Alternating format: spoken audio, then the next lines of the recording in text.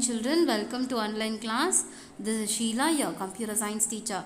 In last class we completed chapter 12. So what is chapter 12? It is all about arrays and structures. What is an array? A homogeneous collection of data items termed as array. Yes, what is meant by homogeneous? Same data items. What about structure? Structure is nothing but heterogeneous collection of data item. What does it mean? Different data together as a collection. Now let us move on with chapter 13, Introduction to Object-Oriented Programming Techniques. So what is object-oriented programming? Actually, object-oriented programming is used for describing the programming approaches, and they are based on classes and objects. What is a class? User-defined data type. What is an object? A runtime entity or a variable that is used for defining a class. Yes, an object-oriented paradigms allows us to organize software as a collection of objects, and it consists of both data and behavior. Behavior is going to be functions. Yes, this is in contrast to conventional functional programming practices, but loosely connects data and behavior. Programming paradigms. Paradigms means what? Organizing principles of a program. What is paradigms? Organizing principle of a program. It is an approach to programming. See, there are different approaches for solving a problem. Yes, using computers. They are procedural programming, modular programming, object-oriented programming. See, procedural programming aims more only on procedures. Yes, see, it means a list of instructions were given to the computer to do something. It aims are more about procedures only. Yes. And what about the important features of procedural programming? Programs are organized in a form of subroutines or subprograms, and all the data items that we are giving is going to be global and suitable for small sized software applications. It is difficult to maintain and enhance a program code, as any change in data type needs to be propagated to all subroutines that use the same data type. This is time consuming. What do they actually say here? It is difficult to maintain as well.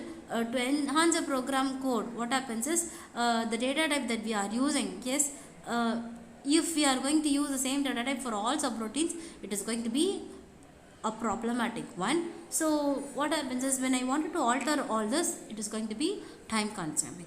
Yes, examples are formula translation, Fortran, and common oriented business languages as COBOL. Yes. Next comes your modular programming. What is modular programming? It consists of list of instructions that instruct the computer to do something. More or less, procedural programming and modular programming are going to be same. Yes, but this paradigm consists of multiple modules. There, every data was global, and you had a single subroutine. Yes, here you are going to have multiple modules, and each module has a set of functions and related types, and the data is all hidden inside the each modules. Yes, important features of modular programming. It emphasizes on algorithm rather than data. Programs are divided into individual modules. What is module? Actually a part of a code. Yes, a part of a program. Each modules are independent of each other, and they have their own local data. There, in your procedural programming, the data was global. It means all the subroutines, the whole of your program can access those data. Yes, whereas here each and every module is going to have their own local data. It means they will survive only to that part, and when you are going to use the variable outside, it is not possible. Modules can work within its own data as well as with the data passed to it. Example are Pascal and C. Now let us move on with object-oriented programming. See, object-oriented programming, it emphasizes on data rather than algorithm. Here we fully concentrate on data and not completely on algorithms. Here we implement programs using classes and objects. So what is a class? Class is a construct in C++ which is used to bind data and function together in a single unit, and this is what we call it as what? Encapsulation. Yes, what are we doing in class? We are combining data and functions together. So what is the data? Int a comma b. So in that a comma b is going to be your data. And functions, I already told you, function whatever is being given in a pod braces, your user defined functions, anything, let it be. If we are combining all together into a single unit, then we will call it as what? Class. Yes, and it uses what? Encapsulation concept. So what is encapsulation? See, your object oriented programming has several types. One part is going to be encapsulation, binding of data together. What is class? I already told you, class is nothing but a user defined data type. And what does it represent? It represents group of similar objects. It can be defined as a template or blueprint representing a group of objects that share common properties and relationships. What do they do actually? They just act as a template or a blueprint, and they represent group of objects that share common properties and relationships. See, all this you will understand when we get into programs. Yes, these are going to be a theoretical explanation of your objects and classes. So what about objects? It represents data and its associated function together into a single unit. Objects are the basic units of your object oriented programming. Objects is actually created from a class, and you call the object as an instance of a class, and they are also called as class variables. How do you call it as? We will call it as instance of a class. Yes, what is an object? Instance of a class. An identifiable entity with some characteristics and behavior is called as objects. What is an object? An identifiable entity with some characteristics and behavior. An entity is nothing but an object. Yes, if it has some characteristics and behavior, then we will call it as what? We will call it as objects. Important features of object oriented programming. It emphasizes on data rather than algorithm. Data abstraction is introduced in addition to procedural abstraction. What is data abstraction? You concentrate on what is actually needed and leave out the rest of the things. That is what is termed as what? Data abstraction. Data and its associated operations are grouped into a single unit. Programs are designed around the data being operated. Relationships can be created between similar yet distinct data types. Examples are C++, Java, VB.NET, Python, etc. Basic concepts of object-oriented programming has been developed. Why do we develop object-oriented programming? It has been developed to overcome the drawbacks of your procedural and modular programmings. Yes, it is widely accepted that object-oriented programming is most important and a powerful way of creating a software. See, it encourages modularization. What is modularization? When a program can be decomposed into modules. We divide the big program into small parts. Yes, that is what is termed as what? Modularization. Software reuse, where a program can be composed from existing and new modules. Main features of object-oriented programming are data abstraction, encapsulation, polymorphism, modularity, inheritance, etc.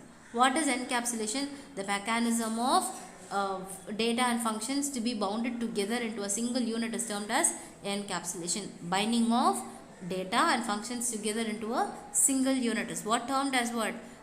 Encapsulation. It is about binding the data variables and functions together in a class. It is called as data binding. What is data binding? Binding the data variables, functions together in a class. It is termed as what? Data binding. And encapsulation is the most striking feature of a class. Data is not accessible to the outside world, and only those functions which are wrapped in the class can access in it. Yes, data is not accessible to outside world, and the function which is wrapped inside the class alone can access it. Yes, now you people should have it will be like a vague thing. What is a class? What is an object and all, right? See, you will have a class followed by, here you will declare variables a comma b, just have, and add off. So what happens is binding of data and function together into a single unit. This is what is termed as what? Encapsulation. Yes.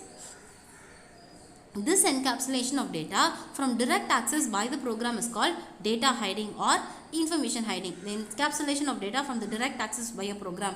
See, then this encapsulation of data, what happens is sometimes the data will be prevented from direct access, and that is what is termed as what? Data hiding or information hiding. So what is data abstraction? Abstraction refers to showing the essential features without revealing the background details. Say for example, a person is suffering from heart attack. Yes, when a person suffers from heart attack, the heart surgeon will concentrate only on his heart and not on his bones, not on his nerves, not on his kidney, not on any other organs, but only the heart. Yes, what happens? All the other parts are also essential, but the important part that has to be focused for now is going to be the heart. Yes, leaving out the other parts is going to be termed as abstraction. Yes, classes use the concept of abstraction to define a list of abstract attributes and functions which operate on these attributes.